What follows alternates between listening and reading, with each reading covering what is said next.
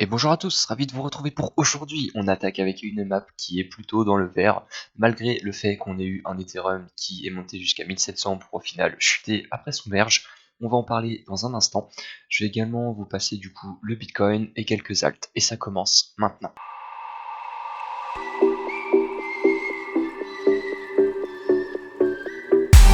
Avant d'aller plus loin, n'hésitez pas à lâcher un petit like ou commentaire, ça me ferait extrêmement plaisir. Donc on commence avec le Bitcoin. Le Bitcoin, pour le moment, il est en train de se comporter comme je vous l'avais dit, il est dans un range. Il est dans un range entre les 25 000 $ et tout simplement la zone basse autour des 19 000. On a fait plusieurs points, on peut le voir, hein, ici on a fait quand même plusieurs mèches, on est venu taper dessus. Bon, je vais me répéter, mais c'est pour ceux qui reprennent en cours un petit peu les graphiques, etc. Ce que j'ai remarqué, c'est que pour le moment, on est en train de faire en fait une descente en escalier. Une descente en escalier comme on a pu faire par exemple dans la montée. Donc là, on peut le voir, hein, on a eu notre top, on est descendu, on est en train de faire encore une marche, on redescend, une autre marche, on redescend. Et donc cette structure, ça ressemble beaucoup à ce qu'on avait eu en 2018. En 2018, si on regarde, en fait, c'est carrément ce qu'on avait eu. Bon, évidemment, à une échelle beaucoup plus importante, puisque c'était, on va dire que c'était plus important en termes de volatilité, mais il n'empêche que ça ressemble étrangement à ce qu'on avait eu. Donc là, on peut le voir, hein, on a vu notre top, on avait chuté, petit escalier, après on a bien sûr des rebonds, hein, mais ça correspond à une marche. Ensuite, tac, on temporise, on avait une rechute, un autre escalier, et ainsi de suite. Et en fait, ça se passe également dans les montées.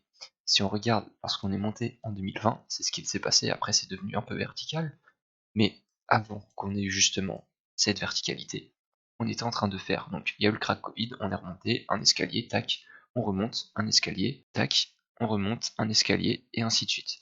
Et donc cette figure-là, en fait, ça montre tout simplement qu'on est vraiment en train de temporiser, qu'on est arrivé dans le bear market, on est dans le durant. On est très clairement dans le durant. Si je vous passe ça en weekly, vous allez voir en fait, il y a quelque chose d'intéressant à regarder. Si on regarde en weekly, en fait, ça nous montre tout simplement, il faut arriver à se visualiser le schéma. Mais en gros, 2018, pour moi, on est ici. C'est-à-dire qu'on est avant grosse phase de capitulation de tout le monde.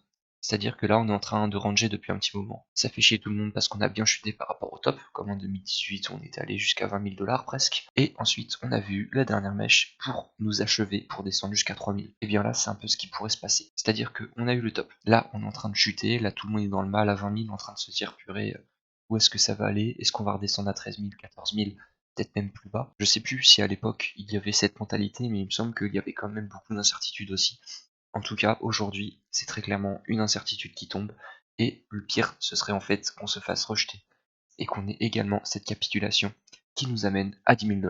Et donc, à ce moment-là, en fait, eh bien, les mineurs, et même tous ceux, les baleines, tout ça, eux, ils vont en profiter pour recharger. Vous serez complètement dans le déni parce que vous pensez que c'est mort, qu'en fait, ça ne va plus remonter. Et tout simplement, ça va faire l'inverse, ça va reprendre tranquillement, et puis après, ça va repartir sur 2023, 2024, jusqu'au halving. Donc c'est pour ça qu'il faut faire attention sur les prochains mois. Je pense que là, on n'est pas encore arrivé au bout de nos surprises, même si le merge s'est très bien passé, hein, notamment on a eu donc la transition 2.0 de Ethereum, tout s'est bien déroulé, pour le moment ça se passe pas trop mal. Maintenant, on peut voir quand même qu'au niveau du prix, Ethereum, lui, a pris une sacrée claque, hein, parce que, alors je vais vous le passer tout de suite, Ethereum, lui, a pris une petite claque quand même, hein, parce que d'après le merge, on a vu juste avant le merge, donc une montée ascendante qui a pricé tout simplement en fait après la chute, donc autour des 800, 900 $ pour aller jusqu'à 2000. Ensuite, un petit peu avant, on ne savait pas trop comment ça allait se passer, du coup, il y a eu une rechute à 1400 $, donc qui était l'ancienne ATH, donc là encore une fois, ça fait vraiment office de support. D'ailleurs, je vais tracer la petite droite parce que comme ça, vous le verrez en fait. Donc là, c'est un très gros support. On est en train de le retravailler. Ensuite, on est allé rechercher les 1700 juste avant le merge. Hein. C'était vraiment là cette semaine. Et là, ensuite, depuis que le merge est passé, en fait, il y a énormément de mouvements entre les Ethereum qui vont rester en stacking, les Ethereum qui veulent passer derrière en work, en proof of work, enfin qui veulent rester tout simplement en proof of work.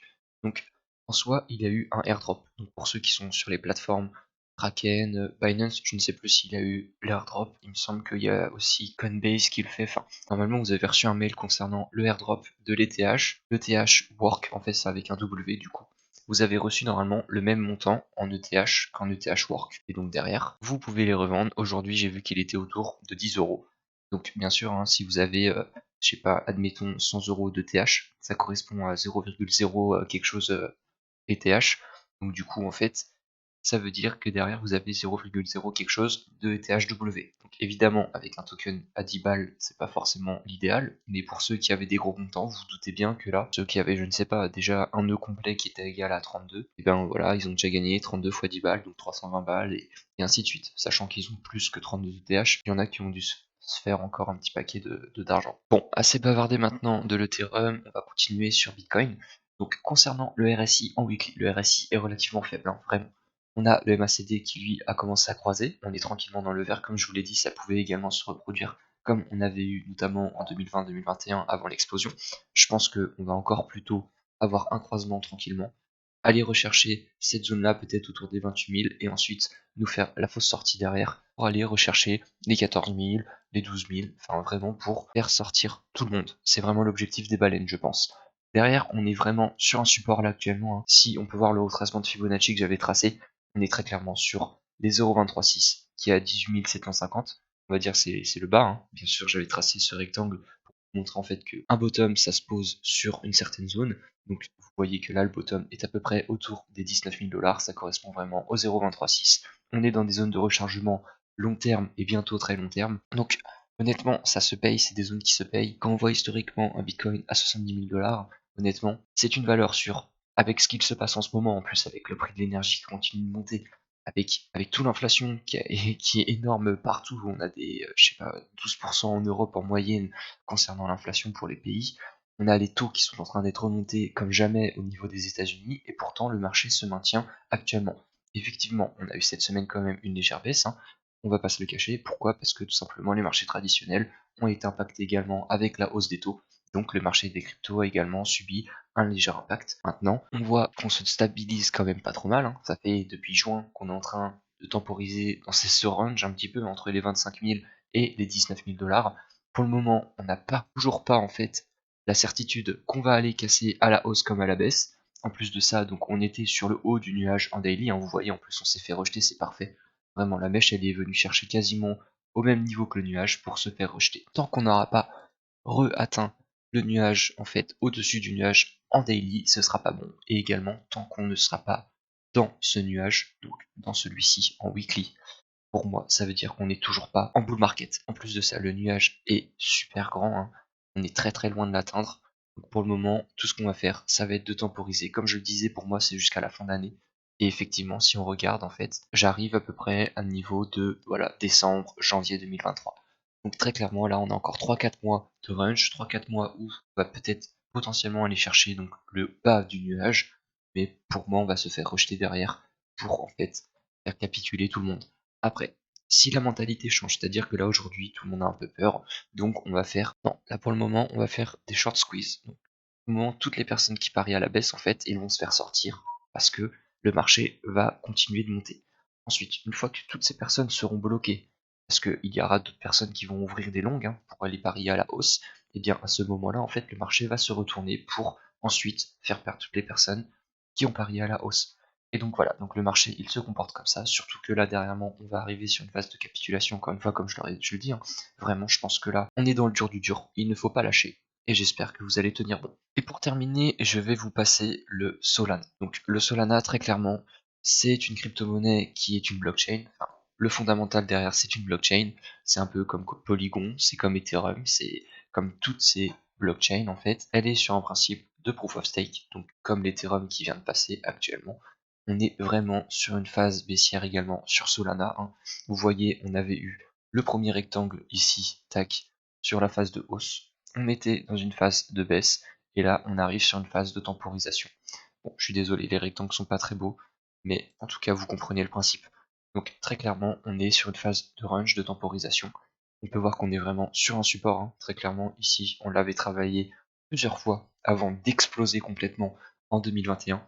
Et donc derrière c'est pareil ici, on est en train de revenir sur ces points d'appui. Malheureusement, j'ai peur que si le Bitcoin casse à la baisse, on puisse retourner autour des 12 $, hein, 13 $, c'est vraiment la prochaine zone qu'il va falloir retenir. Ici là, on peut le voir ici, on l'avait travaillé en 2020, même 2021. Donc en fait, il va falloir faire attention. Si jamais le Bitcoin continue de chuter ou qu'il y a un retournement de tendance, on peut aller chercher cette zone-là très très rapidement entre les 13 et les 20 $, un peu en dessous même, les 16 $. Là aujourd'hui, on est dans cette zone-là. c'est intéressant de prendre un trade en journalier, en tout cas tant que le Bitcoin se porte bien. On n'est vraiment pas trop mal. Par contre, on s'est fait rejeter au niveau du nuage. Donc là, on est en train de temporiser. On est sur un support. Très clairement, il y a quelque chose à jouer. Si on regarde en 4 heures, du coup, parce qu'en 4 heures, c'est toujours là où c'est plus intéressant si jamais vous voulez passer un trade en intraday, on n'est toujours pas sur la zone de support. On est encore un petit peu au-dessus. Donc attendez légèrement à ce moment-là d'aller chercher peut-être les 31, 31,2, 31,3. On a un RSI qui est relativement faible, qui a temporisé. Si on regarde au niveau du MACD en 4 heures, là il va bientôt croiser. Donc là très clairement, il y a un trade à jouer. Si vous voulez rentrer maintenant même, si vous ne voulez pas tenter en fait tout simplement et attendre encore peut-être quelques heures, voire 1 ou 2 jours, à ce moment-là vous pouvez toujours essayer de rentrer. Là le croisement il va bientôt se faire, donc je pense que là le sol il est capable de nous faire quelque chose de très intéressant. Au niveau du nuage Ishimoku, la lagging span elle est toujours pas bloquée par le cours. Donc là on peut aller chercher en fait tout simplement le cours par là, donc c'est-à-dire on peut aller revenir aux alentours des 35-36, voire peut-être même chercher la zone haute qui est autour donc des 36 à 40 $. Donc vraiment là le Solana il est capable de nous faire quelque chose. Je vous passais ça là parce que je me suis dit que ça pouvait être intéressant à ceux qui cherchaient des petits trades en intraday. À vous de voir comment ça se passe. Et voilà, c'est terminé pour aujourd'hui. J'espère que ça vous aura plu. Je voulais faire une petite vidéo post-transition parce que j'en avais fait une juste avant. Donc maintenant tenez-vous encore au courant de l'actualité et j'espère que tout roulera pour vous. Ciao ciao.